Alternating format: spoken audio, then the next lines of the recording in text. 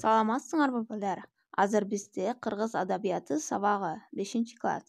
Балдар, сабакты баштаардан мурда биз жагымдуу маанай тартуулап алалык.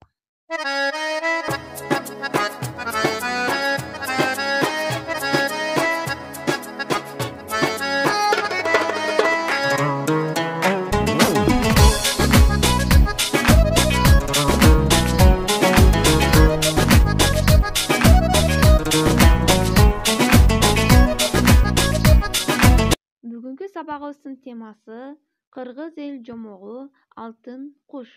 Сабактын максаты Алтын куш жомогунун мазмунун, андагы каармандар жана окуяларды билесиңер.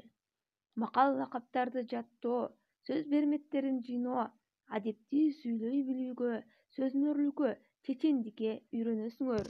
Адептүүлүккө, эр жүрөктүүлүккө, акылдуу болууга тарбияланасыңар. Кыргыз эл жомогу Алтын куш. Илгери бир кедей абышка болуп, анын жалгыз уулу жана жалгыз түп алмасы бар экен. Ал алманын эң башында жалгыз кызыл алма мөмөлөп, ар жылы бышкан сайын абышка ошону жеп жашарып турчу. Кийин эрте күздө жакшы быш элек алмасын белгисиз бөлөк бирөө жеп кетет.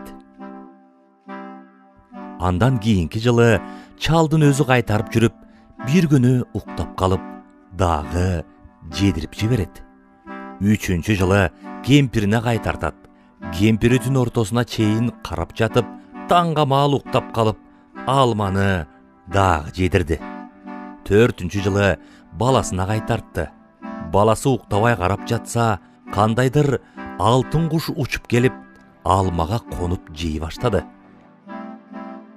Бала жаа менен атып, бир талган атын түшүрүп калды. Эртеси атасына көрсөттү да, мен бул алтын кушту табам, деп ат токунуп издеп кетти. Жүрүп олтуруп, жолдун эки айрылышына келди. Жол ортосундагы ташта сол жакка барганда өзүң өлөт, оң жакка барганда атың өлөт деген жазууну окуп, оң жакты карай жөнөдү. Өзүм өлгөнчө атым өлсүн деп ойлоду. Бир канча күнү жол жүрүп, курсак ачып, аты арыктаган кезде чоң карышкыр астынан карыш чыгып качырды. Бала жерге түшө калып, атын мууздап карышкырга берди. Карышкыр балага ыраазы болуп, атыңдын теңетин өзүң бышырып алып, менин үстүмө мингин. Барар жериңди айткын, мен алып барайын. Жаш бала экенсиң, атыңды өзүң мууздап бергениңе аябай ыраазы болдум деди.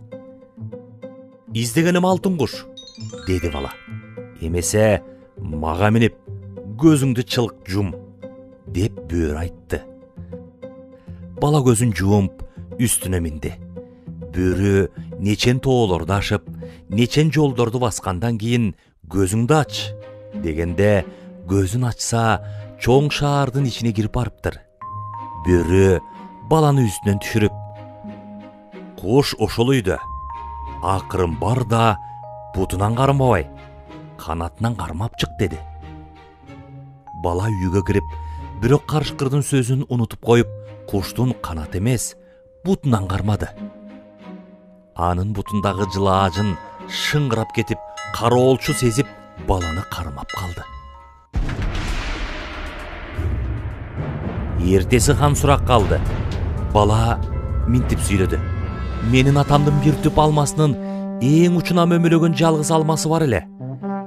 Ошону атам жеген сайын жашарып турчу. Алтын куш 4 жылдан бери жеп кетип, ошондон бери атам карып калды. Сен атаңдын иши үчүн жүргөн бала экенсиң. Алтын кушту берейин. Бирок мындан аркы жактагы хандын алтын жалдуу, алтын куйруктуу аты бар. Ошону алып келип, менин колума өткөрсөң гана берем, деди хан. Бала ыйлап келип, хандын сөзүн карышкырга айтты. Карышкыр баланы үстүнө мингизип, дагы бир жерге келгенде, көзүңдү ач, деди. Бала көзүн ачты. 40 кадырдан өткөн соң бир сарай бар. Ошол сарайдын ичинде алтын жалдуу ат байланып турат. анын чылбырынан кармабай, жалынан кармап жетелеп чык, деди карышкыр баланы дагы жөнөттү. Бала кирип барып, бирок мурдадан үйрөнгөн адаты боюнча атты чылбырынан кармап, ошондо кандайдыр коңгуроо кагылып, баланы кармап, кароолчулар ханга алып барышты. Бала эмне үчүн келгенин айтты. Хан угуп туруп, эмесе, ушундан аркы хандын эң сулуу кызы бар. Ошону алып келсең, атымды берейин, деди. Бала кайгырып чыгып, карышкырга айтты. Карышкыр дагы үстүнө мингизип, бир жерде көзүн ачтырса, таң сүрүлүп калыптыр. Эми мен барайын, деп карышкыр кетти. Хандын кызы эртең менен 40 кызды артына, 40 кызды алдына салып, сейилдеп чыккан экен. Карышкыр жыгаштын түбүнө жашынып туруп, кызды илип алып, ызгыган бойдон жөнөдү. Карышкырдын үстүндө учкашып баратып, кыз менен бала бири-бирин сүйүп калышты. Эми экөөбүз эч качан айрылбас болдук. Кептеп, ушунун айласын таба көр, деп бала менен кыз карышкырга жалына баштады. Шаарга келгенде карышкыр бул экөөнү үстүнөн түшүрүп, өзү ошол замат кубулуп, эч бир теңдеши жок сулуу кыз болду. Бала аны өзүң самаган сулуу куш ушул деп ханга алып барып берди. Хан чоң рахмат айтып, баланын сураган атын берди. Кыз менен бала ошол атка минип жөнөп кетишти.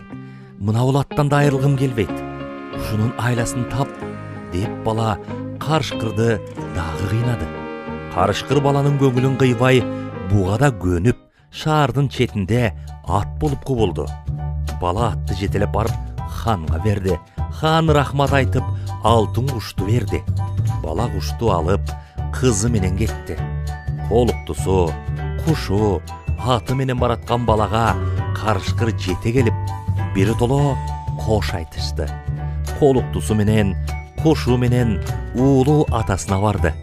Ошондон тартып, атасы алманы дайым өзү жеп, укум тукуму өсүп, жыргап, куунап, күнүн көргөн экен балдар. Балдар, ошентип жомогубуз да аяктады. Балдар, үйгө тапшырма. Алтын куш жомогунун негизинде сүрөт тартып, WhatsApp'тан жибересиңер.